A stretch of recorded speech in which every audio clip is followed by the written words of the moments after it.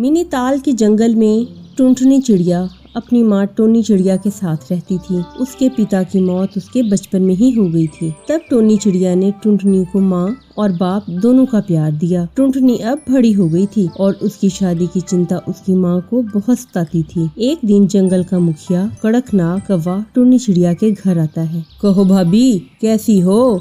सब कुछ बढ़िया से चल रहा है ना? मुखिया जी, आप बताइए, कहिए, कैसे आना हुआ? तुम्हारी बिटिया के लिए रिश्ता लेकर आया हूँ। शहर में मेरी मौसी का बेटा है ना, तुम कहो तो बात आगे बढ़ाऊं। वैसे आजकल मौसी मेरे पास रहने आई हुई है, कल उनका बेटा भी आने वाला है। तुम कहो तो कल ही टुनटुनी को उनको दिखाई देते हैं। ठीक है मुखिया जी, एक न एक दिन तो बेटी को विदा करना ही है ना। अगले दिन मुखिया की मौसी चंपा कवि अपने बेटे कालू कौवे के साथ उनको देखने आते हैं। बहन, मुझे तो टुनटुनी बहुत पसंद आई है, बस एक बार मेरा बेटा हाँ कह दे, फिर लेन देन की बातें भी हो जाएंगी। इधर कालू टुनटुनी से बात करता है और हामी भर देता है। मुबारक हो बहन जी, आपकी बेटी अब मेरी हुई, लेकिन दहेज में मुझे 2 लाख चाहिए। कालू अपने काम को आगे बढ़ाना चाहता है और उसके लिए तो उसे पैसे चाहिए होंगे ना। वैसे भी मैं आपसे बहुत थोड़ा दहेज मांग रही हूँ। आप लोग गांव से हैं और हम शहर से। शहर में तो बहुत सारा दहेज देना पड़ता है।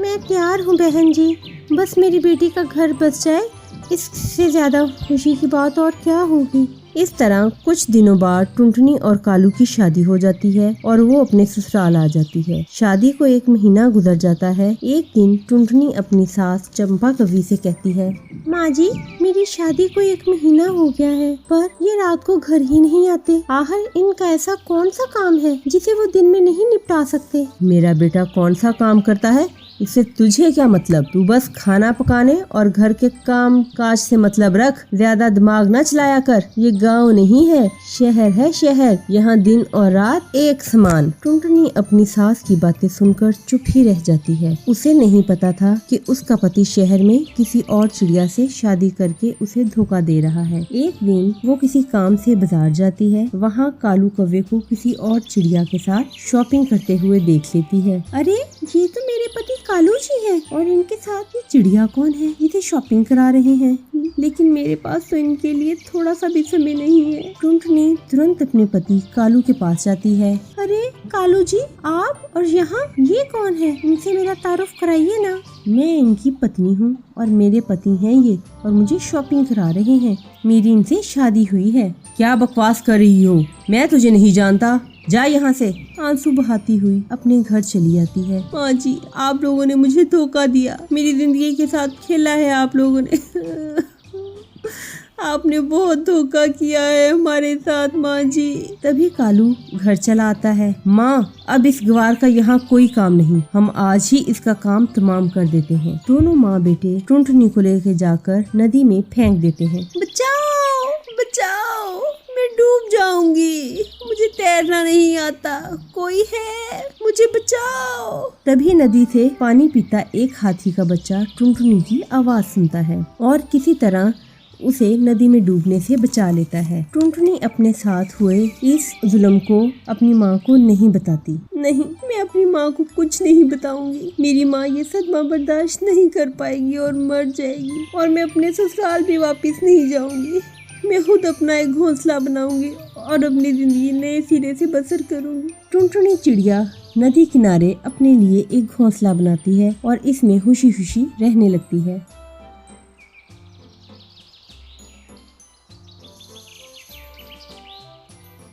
सुंदरवन के जंगल में इस बार संतरे के पेड़ बहुत ज्यादा हो गए थे। जहाँ भी देखो वहाँ संतरे लगे हुए थे। जंगल के सारे पंछी संतरे खा खा कर थक गए थे। एक दिन, टुनटुनी, अब मैं ये संतरे नहीं खाऊंगा। अगर तुम्हें इस घर में रहना है तो कहीं से तुम्हें कोई दूसरा फल हमा ले जाओ और वहाँ से मेरे लिए मीठे मीठे आम लाओ। कालू जी, जरा सोच के बोलो, हमारे जंगल के मेरी जेब में रखा है जो मैं तुम्हें वहाँ से आम ला के दूं? पूरे 2 दिन लग जाते हैं आने जाने में। तो चली जा, तू इतना भी नहीं कर सकती मेरे लिए। वैसे भी 2 दिनों में मैं मर थोड़ा ही जाऊंगा, जब तक मैं ये संतरे ही खा लूंगा। तो दोस्तों, अगर आपने अभी तक इस वीडियो को लाइक नहीं किया तो इसको लाइक कर दीजिए। कालू जी, आप कैसी बातें करते हो? 2 दिनों में तो मेरी हालत खराब हो जाएगी। आप देख नहीं रहे, ये जून की गर्मी है, जून की गर्मी हो या सर्दी की गर्मी, तुम इसको धमकी ना समझ। तू इस घर में उस वक्त ही आएगी जब तू मेरे लिए आम लाएगी। ऐसा कहकर कालू टुनटुनी को घर से बाहर कर देता है। टुनटुनी चिड़िया खूब दरवाजा बजाती है, लेकिन कालू कौवा दरवाजा नहीं खोलता। ये कालू का बच्चा दरवाजा नहीं खोलेगा। मुझे कितनी गर्मी लग रही है और प्यास भी लग रही है। अब मैं क्या करूं भगवान? ऐसा सोचकर टुनटुनी चिड़िया टुनी चिड़िया के घर चली जाती है। टुनटुनी चिड़िया, आप खैर से तो है ना? क्या बताऊं, कालू ने मुझे घर से निकाल दिया है। जरूर आपने ही कोई शरारत की होगी टुनटुनी बहन, वरना इतनी भयंकर गर्मी में कालू भाई आपको कभी घर से नहीं निकालते। मैंने कुछ नहीं किया, इस बार सारी गलती कालू ही की है। ऐसा कहकर टुनटुनी चिड़िया कालू की सारी बात टुनी को बताई देती है। हाँ टुनटुनी बहन, इस बार तो सारी गलती कालू भाई की ही है। टुनी चिड़िया, इस समस्या का कोई समाधान निकालो। कालू इस जंगल के सबसे जिद्दी पक्षी है। वो अपने आगे किसी की बात नहीं सुनता, तो वो मेरी बात भला कैसे सुनेगा? उल्टा मुझे ही धमका देगा। टुनी चिड़िया की ऐसी बातें सुनकर टुनटुनी बहुत उदास हो जाती है और बंटी कबूतर के घर चली जाती है। कहो टुनटुनी बहन, इस भयंकर गर्मी में कैसे आना हुआ? मैं तुम्हारी क्या मदद कर सकता हूँ? टुनटुनी रोते हुए सारी बातें बंटी कबूतर को बताई देती है। बंटी कबूतर, प्लीज मेरे साथ चलकर कालू को समझाओ। मैं इस भयंकर गर्मी में कहाँ ले जाऊंगा? कालू वैसे तो किसी की बात नहीं सुनता, पर फिर भी मैं तुम्हारे साथ चलता हूँ। टुनटुनी बंटी कबूतर के साथ घर आती है। कालू, दरवाजा खोलो, मैं हूँ बंटी कबूतर, किसी काम से आया हूँ। मैं खूब जानता हूँ बंटी कबूतर, तू मेरे घर किस लिए आया है।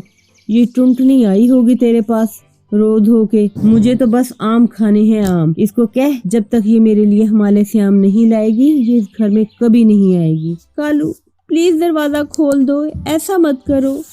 कालू, भगवान के वास्ते दरवाजा खोल दो। बंटी कबूतर और टुनटुनी कालू की बहुत मिन्नतें करते हैं, लेकिन कालू नहीं मानता। मैंने तो पहले ही कहा था टुनटुनी बहन, तेरा शौहर किसी की बात नहीं सुनता। अब मैं भी चलता हूँ, मुझे बहुत प्यास लगी है। इस तरह बंटी कबूतर भी चला जाता है। टुनटुनी उदास थी कि अब जाए तो कहाँ जाए। टोनी का घोंसला बहुत छोटा था और उसके 4 बच्चे भी थे, और बंटी कबूतर, उसकी बीवी उसको घर में रहने न देती। इसी तरह टुनटुनी को अपने लिए आसरा ढूंढते 2 दिन बीत जाते हैं, पर उसे कहीं भी आसरा नहीं मिली। मैं कहाँ आ गई हूँ? अब तो किसी पंछी का घर भी दिखाई नहीं पड़ता जिससे मैं मदद मांग लूँ। टोनी चिड़िया तेज धूप में उड़े जा रही थी कि उसे चक्कर आने लगते हैं और वो गिर जाती है। उधर टोनी चिड़िया बंटी कबूतर से कहती है कि हमें टुनटुनी चिड़िया को ढूंढना ही होगा, वरना वो इस भयंकर गर्मी में मर जाएगी। ऐसा कहकर वो उसे ढूंढने जंगल में निकल जाते हैं। वो सारा जंगल छान मारते हैं, फिर कहीं जाकर उन्हें वो जमीन पर गिरी मिलती है। टुनटुनी बहन, आंखें खोलो, आपको क्या हुआ है? बंटी भाई, ये टुनटुनी बोल नहीं रही। मैं पानी लेके आती हूँ, आप उसे किसी छाया में ले जाओ। टोनी, अब पानी का कोई फायदा नहीं है, क्योंकि टुनटुनी अब हमारे बीच नहीं है, ये मर चुकी है। उन दोनों को टुनटुनी की मौत का बहुत सदमा होता है और वो कहीं न कहीं उसको अकेला छोड़ने के लिए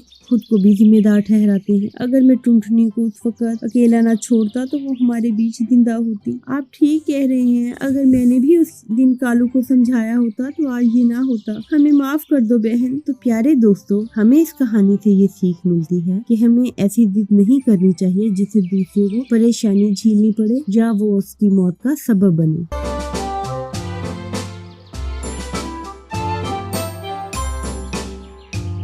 सुंदर नगर के जंगल में टुनटुनी चिड़िया अपने पति कालू कौवे के साथ रहती है। कालू कौवा किसान था और टमाटर की खेती करता था। एक दिन टुनटुनी अपने पति के लिए भोजन लेकर खेत पे आती है। ओ रानी के बापू, मैं आपके लिए भोजन लेकर आई हूँ, जल्दी से आकर खा लो वरना ठंडा हो जाएगा। अभी आता हूँ भगवान, पौधों को पानी डाल रहा हूँ। ठीक से पानी न डाला तो सारे पौधे सूख जाएंगे। थोड़ी देर बाद कालू कौवा भोजन करने लगता है। उसी दौरान एक व्यापारी उसके खेत पर टमाटर खरीदने आता है। कालू भोजन करके व्यापारी को टमाटर देता है। ये क्या साहब, ये पैसे तो बहुत कम हैं। इतने पैसों में तो मेरी लागत भी पूरी नहीं होती टमाटर की। भाई, मैं तो इतने ही पैसे दूंगा। अगर तुम्हें ज्यादा पैसे चाहिए तो तुम दूसरे व्यापारी को अपने टमाटर बेच दो। ठीक है साहब, आप जो दाम देंगे मुझे मंजूर है। व्यापारी टमाटर लेकर वहाँ से चला जाता है। कालू कौवा वो सारे पैसे टुनटुनी चिड़िया को दे देता है। ये तो बहुत कम पैसे हैं जी,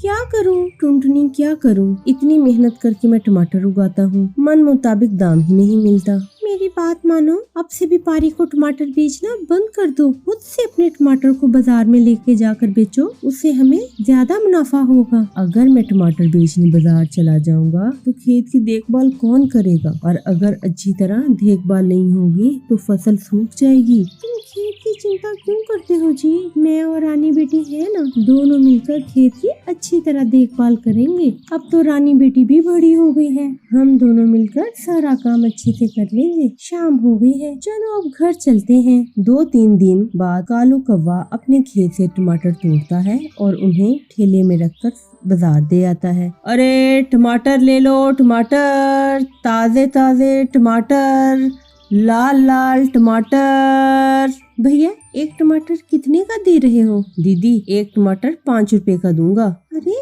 ये तो बहुत सस्ती टमाटर दे रहा है, बाजार में तो एक टमाटर 10 रुपए का मिलता है। ऐसा करती हूँ, मैं इसी से ही 2-4 टमाटर खरीद लेती हूँ। भैया मुझे 4 टमाटर दे दो और ये लो 20 रुपए। शाम होते ही कालू के सारे टमाटर बिक जाते हैं और आज उसे टमाटर की अच्छी कीमत मिलती है। इस तरह समय गुजरने लगता है और कालू के टमाटर की मांग बढ़ने लगती है। माँ पापा से कहो ना कि अपने टमाटर की पैदावार बढ़ाने के लिए बाजार से ऑर्गेनिक खाद खरीद कर लाएं। इससे हमारी फसल ज्यादा होगी और हमें मुनाफा भी ज्यादा होगा। टुनटुनी चिड़िया ये बात कालू कौवे को बताती है। अगले दिन कालू बाजार से दवा खरीद कर लाता है। ये लो रानी की माँ, इसे पानी में मिलाकर पौधों में डाल देना, लेकिन याद रखना बस 2 चम्मच ही डालना। अगर ज्यादा डाला तो सारे पौधे नष्ट हो जाएंगे। टुनटुनी चिड़िया पानी में दवा मिलाकर पौधों को डाल देती है। अगले दिन कालू कौवा देखता है टमाटर काफी बड़े हो गए हैं और लाल भी। वो जल्दी जल्दी सारे टमाटर तोड़कर इन्हें बाजार में बेच देता है। अब कालू कौवा